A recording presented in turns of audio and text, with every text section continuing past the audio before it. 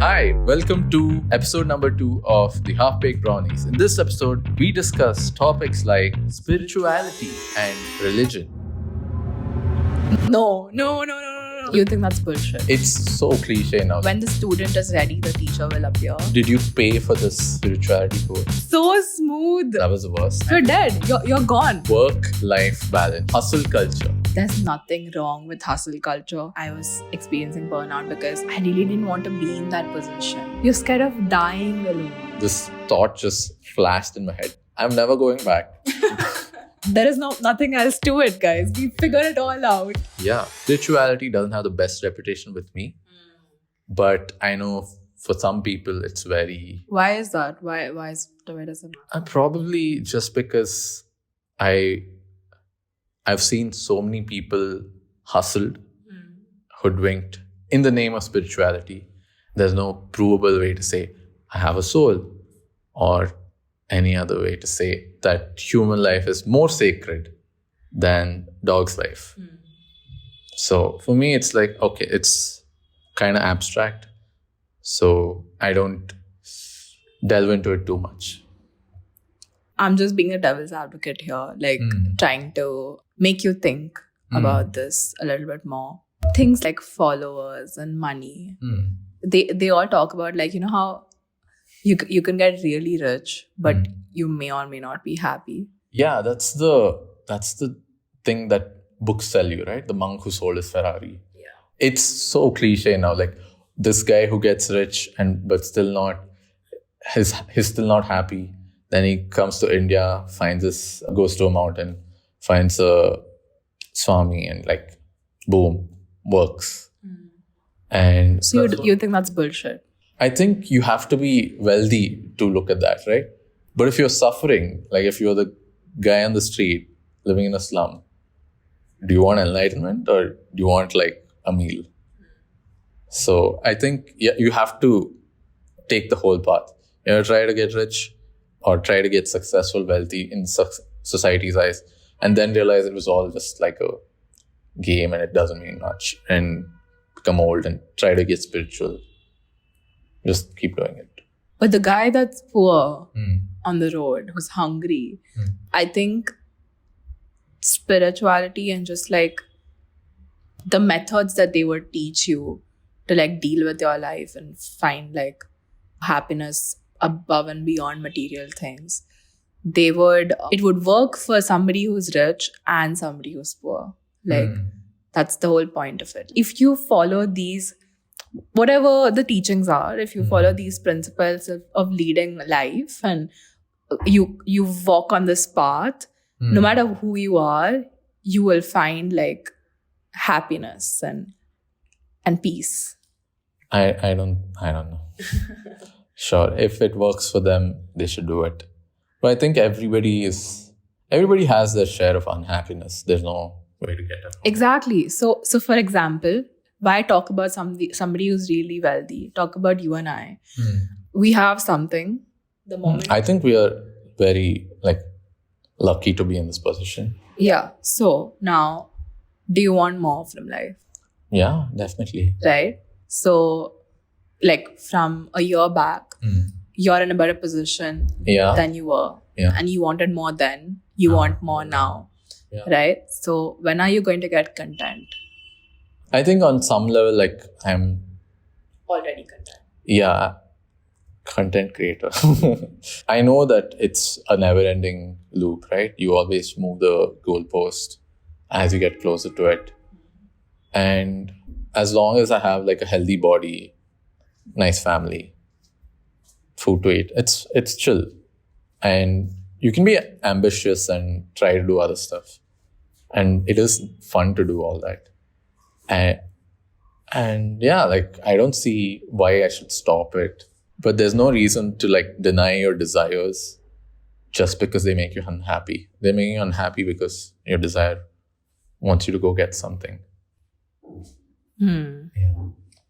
Yeah. Interesting. What about you? No, I don't think that I'm ever content with what I'm doing.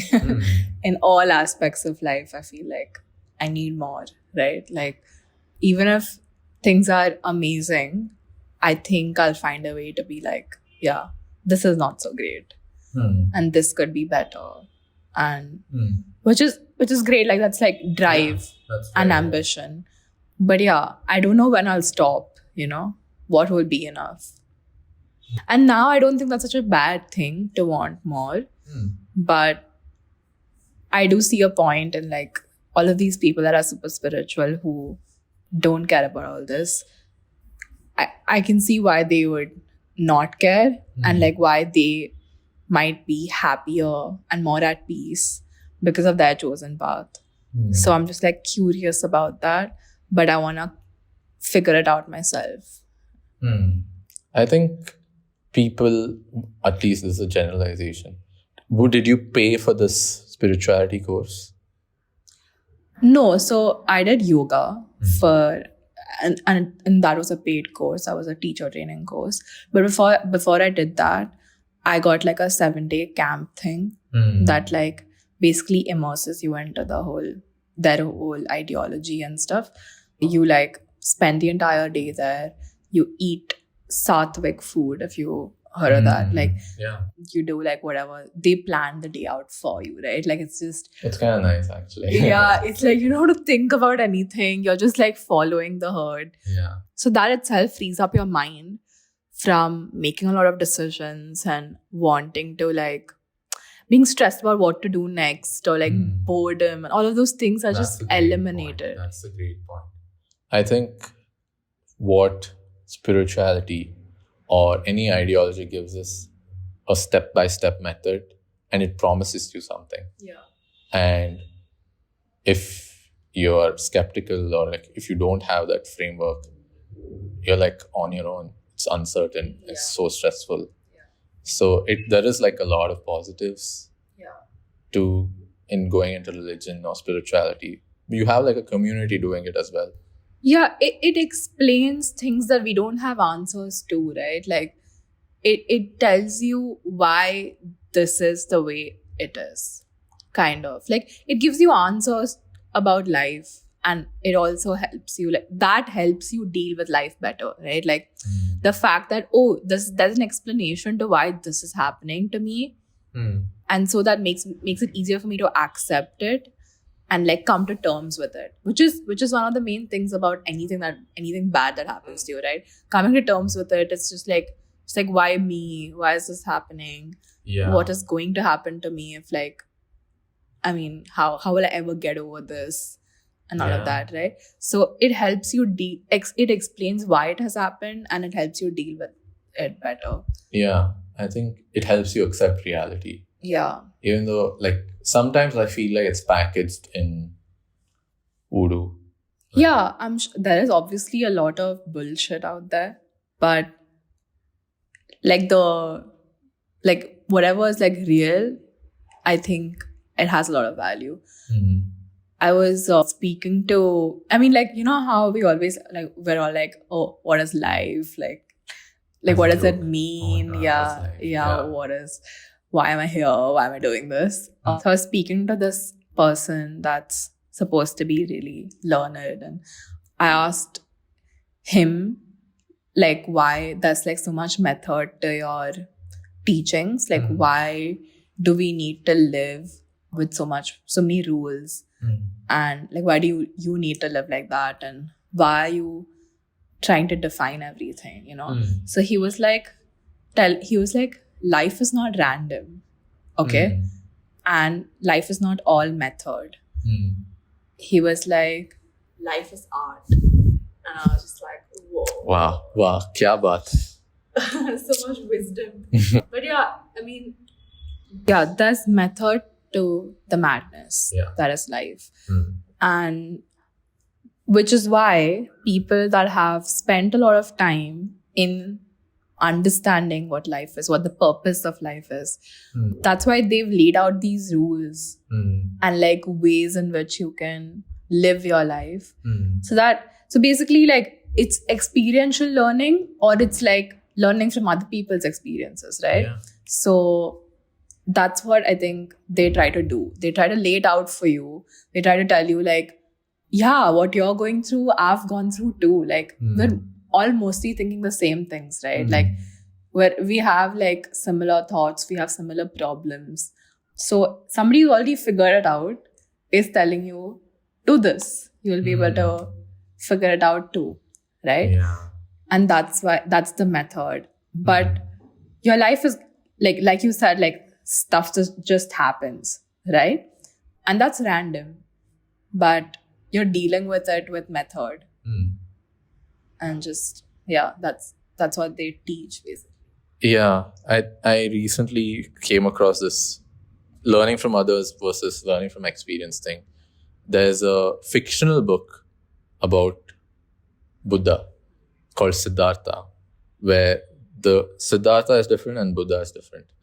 And the Siddhartha guy, again, he's a kind of a posh guy. He leaves home to find his own way and all that. And I'll just give the gist of it, spoilers. It's basically his thought process. He comes across the Buddha and his friend goes and joins Buddha's camp. And he has like a massive following. And Siddhartha's like, if this guy's achieved enlightenment, he didn't follow anybody's path. Yeah. And all these people following his path will probably not achieve it because they're just following like steps. And this guy's like, okay, the explanation is either you come onto it by yourself by risking being unsuccessful. Yeah. Right? So this Brahmin kid in the fictional book leaves the forest, becomes like a sannyasi with his friend. They don't eat, they just take alms, they eat that. So almost zero desires. They don't take girlfriends, partners, any kind of thing. And yeah, then the friend leaves to the Buddha camp. This guy goes and becomes kind of like a gambler. He uses his skills of writing and gets into business, makes a lot of wealth, and he becomes completely involved in like what we are, which is just trying to get money, trying to get laid with this hot girl. That's the reason he gets away from this path. He sees this beautiful girl and is like, okay, I want to be a friend. And from being like a naked sannyasi, he becomes like a rich guy. Then he just leaves all of it, comes back, and then he realizes, oh, to get this enlightenment, I had to go through all this. And he meets his friend again. Yeah. And that guy says, teach me your ways. So there are like two ways to take it. This is more risk and this is risk-free. Yeah. More risk and like a deeper understanding then also, right? Because you're personally experiencing. Yeah. And more, I think you believe the stuff you go through. Exactly. I can't be telling you something that I experience and like you'll be skeptical about it. Yeah. You won't understand what I'm trying to say as well as going through it yourself. Yeah, exactly. I agree with that. And like this person that I met recently, he was telling me about like my work, how I should be doing whatever I'm given because there's a reason I'm getting this in my life. Okay. And I should be doing this to the best of my ability without expectation of like how I'll be rewarded for doing that work. Right. And I agree to like the part where everything happens for a reason and like you are given things that are right for you, that you're ready for, like, and you've been dealt these cards, you play with them, right? So he was saying that I should, without expectation, without worrying about rewards, just do that to the best of my ability. And if I think that I'm at a stagnation point, then get up and leave. Like, instead of like staying in this place and complaining and being unhappy with what I'm doing, either accept that this is my fate and like this is what I'm meant to be doing and do it well, or be like, okay, I'm not learning anything new here, let's leave and find better opportunities. Just take action. Yeah.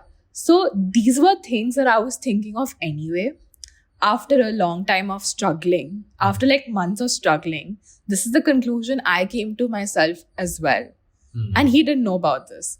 But he told me the same thing, right?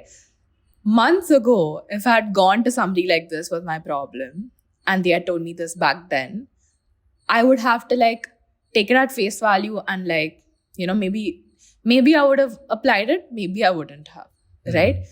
But instead, me working on it on my own, thinking through all of this on my own for months, I reached the same conclusion towards the end anyway. Yeah. So it is confirmation for me when he says it like that. I feel like, yeah, I'm on the right path. It took me a while to get here, but I am on the right path, and this was my decision, and this is how I understood it, and I'm in control of my life. So that's the feeling I value more. The feeling of I'm in control of my life. Yeah. Experiencing the random shit, observing, learning from it, and applying a better method of dealing with it. That's how, like, that's personal growth, right? Just constantly getting better at dealing with situations and dealing with your That's feelings. what being an adult is, I guess. Yeah. When did you think, like, first get a feeling that, oh, I'm an adult now? I don't think I ever got it. Every time I think that I get it, it happens again and again. And you realize everyone's just a kid pretending to be an adult. Yeah. Even like the old people. You should just speak to old people. My grandfather's living with me now. They think about like such small things now. They ask, how much is in your account? That's the same thing even I am worrying about. And you realize, okay, they're a grown-up baby, a 90-year-old baby. And they also have their weaknesses and, neurosis. But yeah, adult just means like a legal term.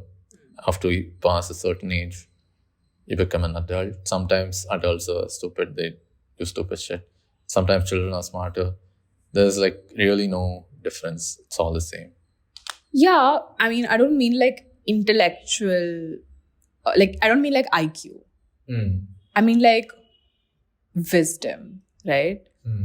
Like, you gain wisdom as you grow older, right? Or not as you grow older, but the number of experiences you're having makes you wiser, right? Yeah, it does. And I think even if it doesn't make you wiser, it makes you more thick-skinned. And now at this point, you're like, stuff goes wrong. It's fine. But that is wisdom. Like, you know that you're going to get out of this. Yeah. I don't know if that's adulting or just like, it is what it is kind of mentality. Yeah. I think, paying bills and all makes me feel like an adult. Yeah. True, yeah. Paying bills. I think meeting my girlfriend's parents made me feel like an adult. Really? Yeah. How did that go? Tell our viewers how you met your girlfriend's parents. We were talking about spirituality. And You brought this. You asked me what it feels like to be an adult. Right. Yeah, I think I met them alone. Usually it's like in India, the parents meet the other parents and then you guys get to meet. They give you permission, like it's like some play school. Yeah. It's like, now you guys can talk. Now it's different, definitely. But it wasn't intimidating, but it was an adult moment. I'm trying to... Yeah, it does. I'm trying to say, hey... I'm dating your daughter. Yeah. It's not like, your friends know. It's like your parents know. Yeah. Oh my God, that's serious, right? Yeah, it's like right now we're in this age bracket where like people are making life-changing, life-altering decisions. Yeah. Like marriage. Yeah. Right? Whoa. I just met them for lunch. Yeah. I'm just saying that like, that easy. not you, but other people are making these life-changing decisions, right? Yeah. And I get so intimidated by that. Just how are these people deciding that they're gonna spend the rest of their lives with one person. With one person, yeah. No, I mean like this person. Okay, Yeah. fine. Sorry. But yeah, like that's a big decision. Yeah. And yeah, it's just like, so it gets you thinking about these big decisions. Yeah. I think every time, even now, every time I go to a wedding, I can't picture myself Getting married. not getting married, being in that position. She's sitting right there. So being in that position, just taking a lot of photos, shaking strangers' hands, and it's like, it's this. I don't know. Yeah. It's just bizarre. That's just like the way we do weddings. That's bizarre. Like, I mean, you don't have to imagine yourself in that position because you don't have to do it that way. Like, you don't have to get married that way. Yeah. But it's more like the merger of two people's lives, and that's the scary stuff for me. Just Yeah, it is scary. the permanence of it all. I know it's not permanent. Of course, It's people not get permanent. divorces and all of that. Yeah. But the intention with which you enter a marriage is that you want this to be permanent, right? Like, so that's that surety. Oh, I think what helped me was me knowing for sure I didn't want to die alone. I wanted to be like it's fine, I'll be independent. I don't want girls. Probably because nobody was dating me. I thought that. Not by choice. No, it kind of that's how you think, right? Like if something you try and doesn't work out, you're like, the grapes must be sour. So I was like, yeah, I mean, But I mean, you're not, just because you're not getting married doesn't mean that you're necessarily spending your life alone. Like, there's a lot more, like, you have a lot more people in your life than just one person. But I think, imagine, okay, do you have grandparents? yeah, Who do they spend time with? both my grandfathers are not there anymore. Yeah, both my grandmothers like spend time with friends that they have in their Nice. building. They spend time with their kids mostly. They spend time with their grandkids. And they're very particular about their life, by the way. They're very like, Yeah. oh, I'll get bored at your house. Like, I want to be in my social circle, and like that provides way more support in life, emotional support, than your partner will. I think so. Okay. Like, you can't just live off one life partner. You need all the rest like around you. Yeah. I'm kind of getting into this idea. Yeah, you can live. You can never put that kind of pressure on one person. Like, you cannot expect that all your needs are going to be met by one person. No, not like that. It's just like so I used to live with this old man, and I remember he got up coughing one day, and my mind just went, okay, if he passes away, I go to call the ambulance. Do I call the family members? Because I don't know any of them. Nobody visits. And things like that. And it just made me think, that's kind of sad that if he dies, someone will have to come check and see a body and then, just then inform next of kin by, I don't know, going through his records or something like that. So I didn't want to be in that position. You're scared of dying alone. Yeah, I'm scared of dying alone, which is a legitimate fear. Yeah. Living alone is great. You come into this world alone, and you go alone. How does it matter who's around you when you're dead? You're dead. You're gone. You're not gonna know anything. Yeah, but it's like people cared about you enough to turn up the day you were dying. You want to leave a good impact on the world that you're leaving behind, right? Like, you want your absence to be felt. Not that much. No. Like, let them come to my funeral. They should be like, this guy is cool. This guy did some good shit. It's sad that this guy's not here anymore. It's sad he's not here. But we'll move on with our life because this guy taught us to do that. Not like that, but he would want that. Instead of, what he died I didn't know, but probably it'll be like that also. I mean, you have other family, right? Like,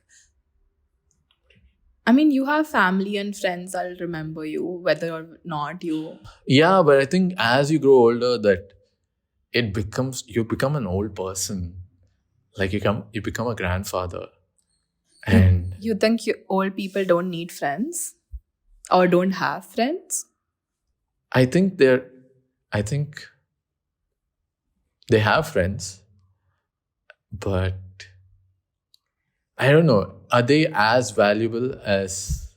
I think so. I think they might be even more valuable than, because look at this, like India, mostly arranged marriages so far, right? Like previous generations, that was the norm. A lot of them get paired up with people that they don't really like. So in those cases, what do you do with your life? Like, I think you can learn how to live with anybody. no, learning to live with somebody is different from like counting on them for everything you need, or like just support and company, right? If you don't like the person, sure, you learn to adjust to them and like live with them, but is that the company you want to choose to have? No, right? Yeah. I think you need companionship in life. Yeah. Right? In what form it comes? In all forms, I think I need it. I need cats, I need dogs, friends, wife, girlfriend, whatever. Yeah. Both wife and girlfriend. Separate? Yes. Oh. Keep it separate. Yeah.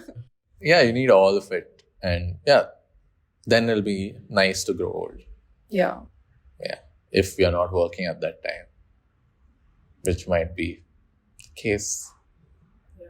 Damn. Oh, speaking of working, let's segue into the next topic. So smooth. Yes, this was one of our worries. How are we going to segue? Yeah, I was like, how is spirituality related to work? But we found it.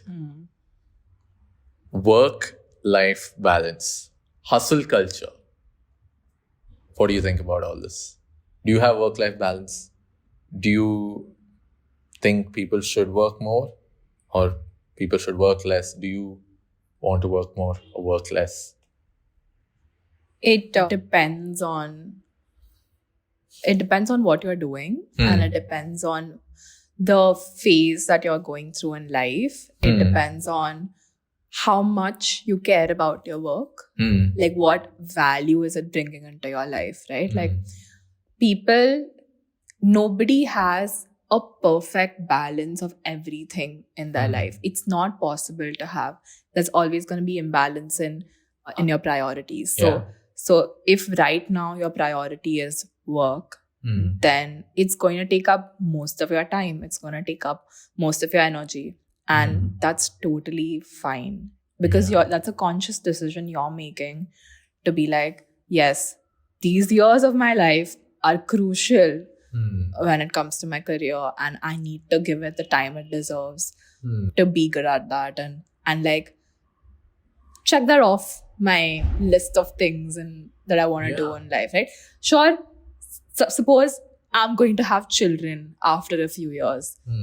Maybe my child is going to become my priority in life. So then the work in terms of priority needs to take a back seat. It doesn't need to stop. It's going to take a back seat. So my energies are more going to be spent towards the child. Yeah. So in those terms, I think whatever works for you, it's very personal. But what I'm trying to like normalize is there's nothing wrong with hustle culture if that's what you want to be doing. Yeah. I think you solved the whole. Everything I want to talk about, you just solved it. One good paragraph. And there is nothing else to it, guys. We figured it all out. Yeah. Not even half because Fully perfect brownie. Perfectly cooked. Perfectly cooked brownie. Burnout. Have you experienced burnout? Yes. I have experienced burnout. And what happened? When did it happen? So like sometime last year, at the beginning of last year, I think, we were trying to pull off this very big release. It was like basically like a rewrite of our entire product and stuff like that. We were working on like a tight deadline, and like the resources that we had allocated to this was also pretty tight. And so everybody was going above and beyond to like get this done, right? Like I don't think anybody was slacking off. It wasn't an issue of slacking off. It was just the like amount of work was only just like so much. And so we were like working very late hours every day, 3-4 a.m. And then like getting up and then getting back to it, right? Like sleeping, getting up and getting back into the same thing. Like repeat on repeat. We were doing that for like maybe 2 months. And that was very intense. And I think that if I had liked my work and if I had liked what I was working towards, like we were trying to achieve more, then this would have been worth it, you know? And it would have been worth it, and I wouldn't have felt like this was taking so much away from me. I would have found a way to like rationalize what we were doing better, I think. So it depends on like, for me, it depended on what I was working towards and if it was meaningful to put this much time and effort into it. And it wasn't at the end of the day. And I feel like the rewards weren't like, not rewards, but like the satisfaction I got from it wasn't great. The satisfaction I was getting at that point from just like having a peaceful day, getting time to like be mindful, cooking a meal for myself and all of that. The pleasure I was getting from all of those things was so much higher than me like spending all this time on bullshit. I was experiencing burnout because I really didn't want to be in that position. I wanted something different. So that's when I experienced it, and then made a conscious decision to have better boundaries and like take a step back and prioritize other things in life to compensate for whatever was going on. So like, have you experienced burnout? Yes, I have experienced burnout. Just I think maybe I experience it periodically, and now I've kind of gotten. Now I have a way of dealing with it, I guess. The first time was a shocker. That was the worst. I was in Mumbai. And again, like you said, I used to work till the moment I slept. Wake up, just open the laptop again, start working. Same thing. Okay. And there was... I kind of liked doing that at one point. But somehow, not the rewards, but there was like a disconnect between me and the project, and I didn't really want to give everything I had for this project. And so I kept doing it, and I took a break of 1 month from my job in Mumbai. And as soon as I landed in Bangalore and the flight door opened, this thought just flashed in my head. I'm never going back. I'm never going back. And since then, I took like 3 months and I did nothing. Nice. Nothing. Like I hated editing after that for a while. And like the small things started becoming so much fun. Just going and playing football, watching some crap on TV. Eating breakfast, all that became so fun. And then like slowly I got back into it, and it used to happen again. Like whenever there's like a tight deadline, I'd work late, do this, just not hustle, just work long hours, and then the next couple of days I don't feel like working. I'll just take off, and that kind of works. That's. Each day doesn't need to be balanced, but you can make up for it like throughout the week or whatever. Whatever works for you. And I think in all projects there are times where like crunch times and there are like ease times. Exactly. And you care about what you're doing, and like you want things to move. So you do what's needed at those times. But make sure that you're making up for all of that lost time Yeah. doing things that actually that's actually energizing you Yeah. and making you capable of doing this all over again like later. Yeah, and I think if you don't feel like doing it, you won't do it well. Yeah. So if it's at a point where it's work, like, oh damn, I have to sit in front of this laptop, send these emails, edit this video, talk to these people. If it's a chore, then it's not sustainable. Yeah, I think that if I was really enjoying something and I was doing it for myself, You'd wait every day to wake up and do it again. yeah. And like maybe I wouldn't experience burnout when I was doing something like that. Like Yeah. like even if I was working way more than I generally do, I wouldn't think it was burnout. Yeah. A Twitter thread about someone saying you should work hard and other people saying hustle culture is bad. Other people saying you should choose what you want to do. But I think what you said made sense. There are phases where you kind of have to hustle. There are phases where you have to take it easy. Yeah. And hopefully you're at a position where you can make those decisions, because when I was at like a job, I didn't have that much agency to do it. Yeah, when it's like forced on you, it's just... It wasn't even forced. I think the people who I worked with were very kind. I couldn't like bring myself to say, this is too much. Yeah. Yeah, you should have left, like, it, honestly. Like, so some jobs, like, they straight up tell you, like, this is gonna be a very hectic job. We expect you to be available on weekends. You know, like, finance jobs, they were all like that. That this is expected of anybody that works here. So if you're okay with it, you join. Otherwise, you don't join. Like, that's fair. I think that's fair. So you know what you're getting into. Yeah. And once if you think you'll be able to manage it and you've gotten into it and you figure out, no, this is not working for me, then you leave. Like, yeah. But I think my problem was not setting boundaries. And I didn't even know there's an option to say, hey, I am not going to work after this. Yeah. That's so important. That's what I learned. I know so many people at my office, even if there's like, it could be like the same team. There will be like one person clocking out at 5 every day. There'll be one person that's like, their life is just fucked, you know, like they're putting in way too many hours. And that's because of the boundaries that they've created. Yeah. Definitely. So like if it's important for you to prioritize your work and like do a lot more in this like phase, and you want to make yourself available to work so hard, then yeah, please go ahead and do that. Yeah. But don't be miserable. Yeah. Like try not to be miserable, because that's a choice you've made. So you try to get some kind of peace from that. Yeah, and most of the people who tweet about working hard online are like people who work white collar jobs.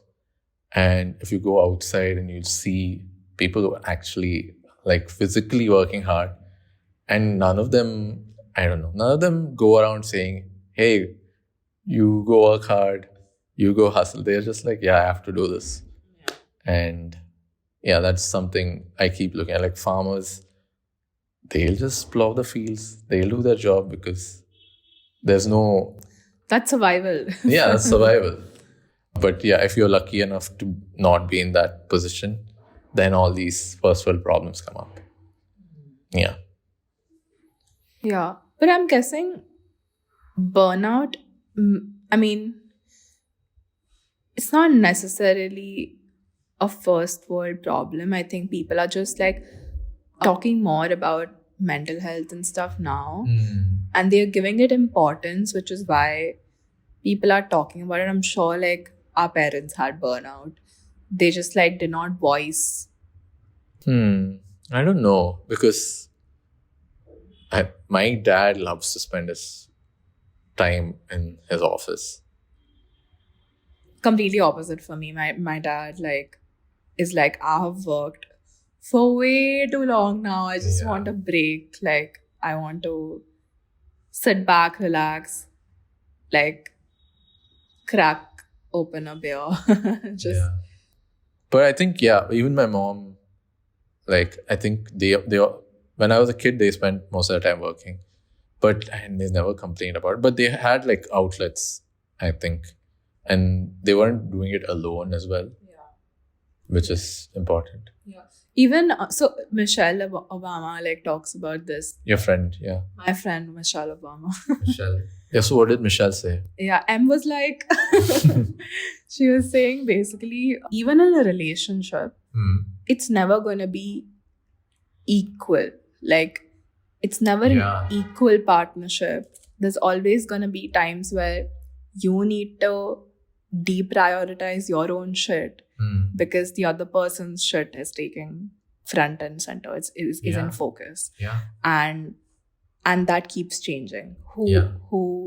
Whose life is more in focus needs to keep changing, and you need to be there to like be the supporting cast to the lead, you know, which I'm guessing like she had to do when Obama was running for. Okay, yeah. So there's always like there's always some kind of imbalance, and you just have to figure out if it works for you or not, and if it doesn't, then you. Also, I think you shouldn't keep track of it. You shouldn't be like, hey, these are the number of times I supported you and you've supported me only these numbers. That's not even 10%. But there is some, you have to be fair. You have to be fair, and if you feel like you're constantly not being prioritized, that's because you are not prioritizing yourself. You know? So you need to take charge and be like, now it's time that I prioritize myself, and they'll figure out a way to deal with that. You know, like my parents, like my mom decided to like get up and leave and go finish her studies. We figured out like everybody adjusts around you if you yourself prioritize it. Like that's the main part. Oh, that's a great point. Yeah. And we'll end it there because Mitali has to go work. Haha. She has a meeting. Bye-bye. Subscribe. Just say bye. Bye.